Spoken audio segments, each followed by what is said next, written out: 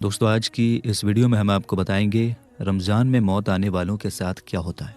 अगर कोई रोज़ा रखते हुए इंतकाल कर जाए तो अल्लाह ताला उसे कौन सा बड़ा इनाम अता फरमाता है। जिसको रमज़ान में मौत आई, क्या वो जन्नत में जाएगा? रमज़ान के बाद जैसे ही शैतान आज़ाद होता है तो वो मुसलमानों से किस तरह बदला लेता है। साथ ही साथ रमज़ानुल मुबारक के महीने में पेश आने वाले कुछ अहम वाक़यात भी हम जानेंगे। दोस्तों, आज की ये वीडियो बहुत ही दिलचस्प होने वाली है। आपसे रिक्वेस्ट है कि पूरी वीडियो ज़रूर देखिएगा। तो चलिए बिना किसी देरी के हम अपनी वीडियो में आगे बढ़ते हैं। नबी पाक सल्लल्लाहु ताला अलैहि व आलिहि वसल्लम ने इरशाद फरमाया, अल्लाह के बंदों में से एक बंदे को कब्र में 100 कोड़े मारने का हुक्म दिया गया। वो अल्लाह से दुआ करता रहा यहाँ तक कि एक कोड़ा रह गया। जब वो एक कोड़ा मारा गया तो उसकी कब्र आग से भर गई। जब आग ख़त्म हुई और उस बंदे को इफाका हुआ तो उसने फरिश्तों से पूछा, आखिर मुझे ये कोड़ा क्यों मारा गया? तो उन्होंने जवाब दिया, एक रोज़ तूने बग़ैर तहारत यानी बेवुज़ू नमाज पढ़ ली थी और एक मजलूम के पास तेरा गुज़र हुआ था, मगर तूने उसकी मदद न की। हज़रत सैयदना हारिस मुहासबी रहमतुल्लाह अलैह फरमाते हैं, जिसका आसान मतलब ये है, एक शख्स जो अनाज मापने तौलने का काम करता था, उसने ये काम छोड़ दिया और इबादत में मशगूल हो गया। जब उसकी वफ़ात मौत हो गई तो उसके कुछ दोस्तों ने उसे ख्वाब सपने में देखा और पूछा, अल्लाह ताला ने तेरे साथ क्या मामला किया? उसने जवाब दिया, मैं जिस पैमाने से अनाज मापता था उसमें ज़रा सी मिट्टी जमी हुई थी। मैंने उसे अच्छी तरह साफ करने में लापरवाही की, जिसकी वजह से हर बार नापते वक्त थोड़ा अनाज कम हो जाता था। मैं इसी गलती की वजह से अजाब में गिरफ्तार हूँ। इसी तरह एक और शख्स भी अपनी तराजू तोलने वाले कांटे को अच्छी तरह साफ नहीं करता था और उसी तरह चीज़ें तौल देता था। जब उसकी मौत हुई तो उसकी कब्र में अजाब सज़ा शुरू हो गया, यहाँ तक कि लोगों ने उसकी कब्र से चीखने चिल्लाने की आवाज़ें सुनी। कुछ नेक लोगों सालिहीन को उसकी हालत पर रहम आ गया। उन्होंने उसके लिए मग़फ़िरत बख्शिश की दुआ की। उनकी दुआ की बरकत से अल्लाह ताला ने उसका अजाब ख़त्म कर दिया। दोस्तों, ऊपर बताई गई ये दोनों डरावनी हिकायतें उन लोगों के लिए सीख हैं जो धोखा देकर कम नाप तोल करते हैं। मुसलमानों, धोखे से थोड़ा ज्यादा माल तो मिल सकता है, लेकिन ऐसी कमाई किस काम की? अक्सर ऐसा होता है कि ये हराम का माल दुनिया में ही मुसीबत बन जाता है। हो सकता है कि ये पैसा डॉक्टरों की फीस, दवाइयों, जेब कतरों, चोरों या रिश्वतखोरों के हाथों चला जाए और फिर साथ ही साथ माज़अल्लाह आखिरत में भी सख्त अजाब भुगतनी पड़े।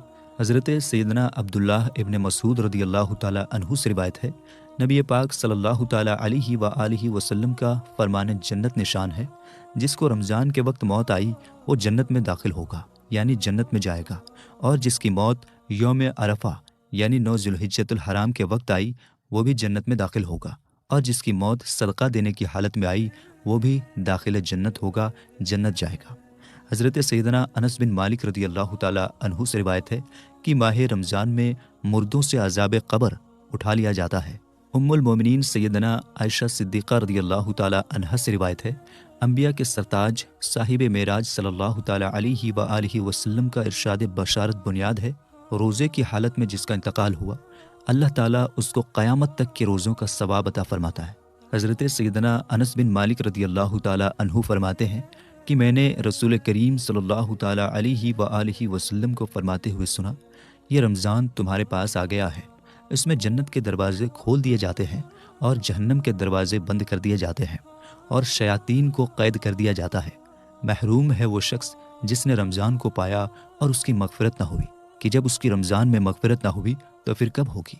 हज़रत सैयदना अबू हुरैरा रदियल्लाहु ताला अन्हु फरमाते हैं कि रसूल अकरम सल्लल्लाहु ताला अलैहि व आलिहि वसल्लम ने फरमाया, रमज़ान आ गया, बरकत वाला महीना है, अल्लाह ताला ने इसके रोज़े तुम पर फ़र्ज़ किए।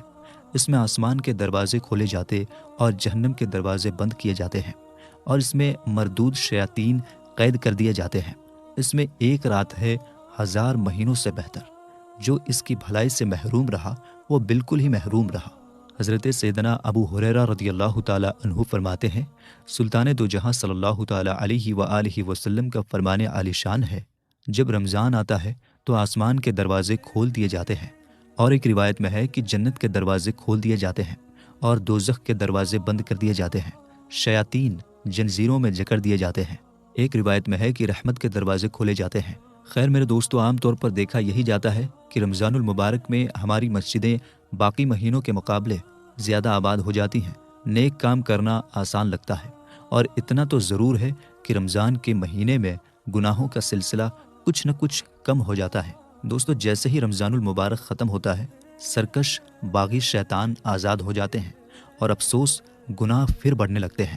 خاص کر عید کے دن گناہوں کی بھرمار ہو جاتی ہے۔ ایسا لگتا ہے جیسے شیطان جو رمضان میں قید تھا، اب غصے میں آ کر اسی دن ساری کسر نکال دینا چاہتا ہو۔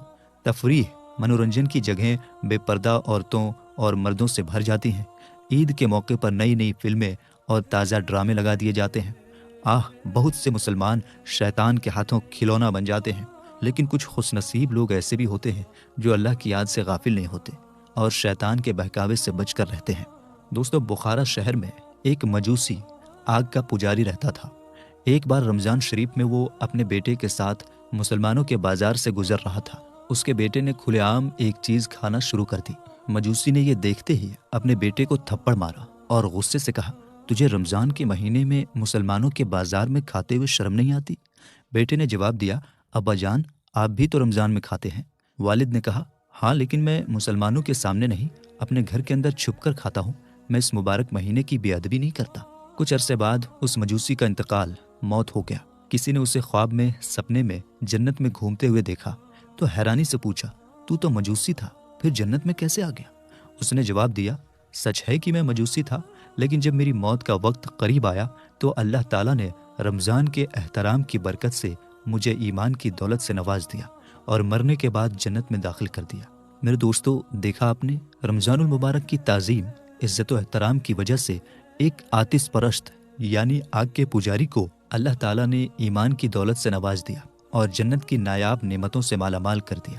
اس حکایت سے خاص کر ان غافل بے پرواہ لوگوں کو سبق عبرت لینا چاہیے جو مسلمان ہو کر بھی رمضان المبارک میں روزہ نہیں رکھتے، بلکہ چوری چھپے کھانے پینے کے بجائے سب کے سامنے سگریٹ پیتے، پان چباتے، یہاں تک کہ کچھ لوگ تو کھلے عام پانی پیتے اور کھانا کھانے سے بھی نہیں شرماتے۔ ایسے لوگوں کے لیے اسلامی قانون، فقہ کی کتابوں میں سخت سزا کا حکم دیا گیا ہے۔ روح البیان میں ہے، جو شخص ناپ تول میں خیانت کرتا ہے، قیامت کے روز اسے دوزخ کی گہرائیوں میں ڈالا جائے گا اور آگ کے دو پہاڑوں کے درمیان بٹھا کر حکم دیا جائے گا، یہ دونوں پہاڑ ناپو اور تولو۔ جب تولنے لگے گا تو آگ اسے جلا ڈالے گی۔ دوستو، اچھی طرح سوچئے، اگر اس چھوٹی سی زندگی میں کچھ فانی سکے، ختم ہونے والے سکے کمانے کے لیے دھوکہ دیا تو کتنا سخت عذاب، سخت سزا ملے گی۔ آج معمولی گرمی بھی برداشت نہیں ہوتی تو سوچئے جہنم کی آگ کے پہاڑوں کی تپش کیسے سہ پائیں گے۔